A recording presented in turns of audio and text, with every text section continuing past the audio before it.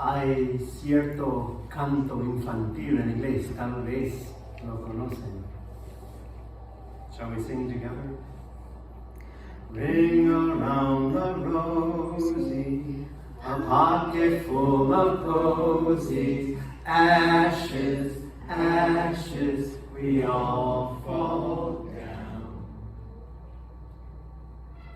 Ese canto infantil en inglés tiene que ver con la gran plaga en Europa, cuando la gente estaba muriendo.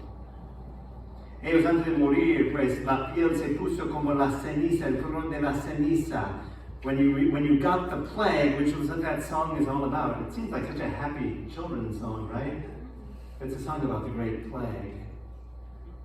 And how it is that if a ring developed on your skin, that meant that you were soon going to be ashes, ashes. We all fall down dead.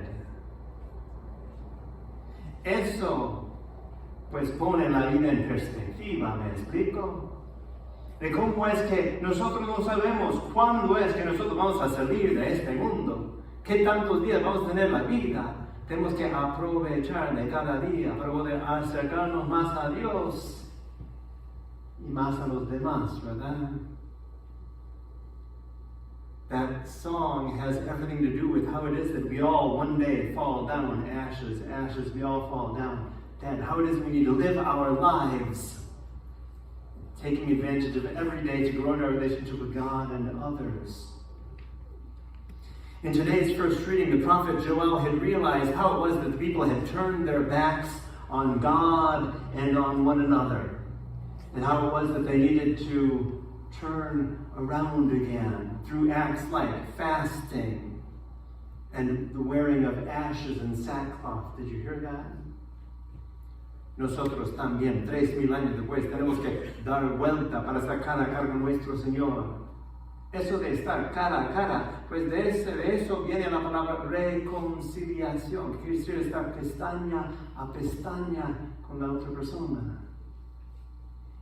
In tonight's second reading, St. Paul says, be reconciled to God. Did you hear that? Be reconciled. What does that word reconciled mean? In the ancient world, to sin was to turn your back on God and others. To be reconciled was to be eyelash to eyelash. The Latin word was concilium, reconcilium, reconcile. To be eyelash to eyelash again. Have you ever been so mad at someone that you couldn't stand to be in their presence? Reconciliation happens when you're eyelash to eyelash with that person again. Eso de estar reconciliados, pestaña a pestaña con Dios y con los demás de nuevo. En el Evangelio de hoy, Jesús nos propone 3 prácticas cuaresmales que nos ayudarán a estar cara a cara con el Señor y con los demás. Did you hear in the gospel those 3 ways that we might turn toward God and turn toward others? Those 3 Lenten practices? What are they? Prayer, fasting, and almsgiving. La oración, el ayuno y el dar limosna. The first Lenten practice, prayer. Wouldn't it be something if we spent a little more time in prayer these 40 days? Just imagine the steps that we would take in our relationship with God if we were to take just a little bit of time each of these next 40 days.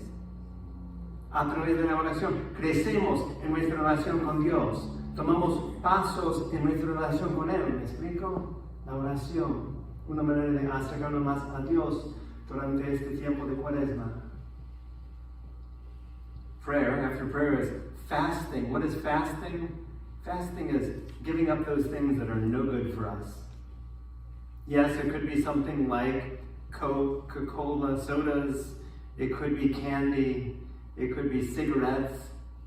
But it could be other more difficult things like snarkiness or complaining or doing things begrudgingly. Eso de ayuno, pues puede ser que tiene que ver con la comida, la bebida, los dulces, la soda, etc. Pero también puede ser algo más difícil, abstenernos de algo, como no criticar a la gente, como no chismear tanto, como no mentir, como ser sinceros en nuestras relaciones. 3 mentioned practices, the coronation of God and others: prayer, fasting. What's the third? Almsgiving. That was simply an ancient way of saying being more generous. Yes, Lord? Is there a way for us to be more generous during these 40 days of Lent, so that at the end of these 40 days we're not just the same stingy people that we were before, but we've found some way to share of ourselves in a new way? It could be sharing of our resources and the things we have, but it could be sharing of other things like our time, or like all those talents that you have. Eso de dar limosna puede ser que tiene que ver con el dinero, pero no tiene que ver con el dinero. Es decir, el espíritu es compartir más generosamente de nosotros con Dios y con los demás.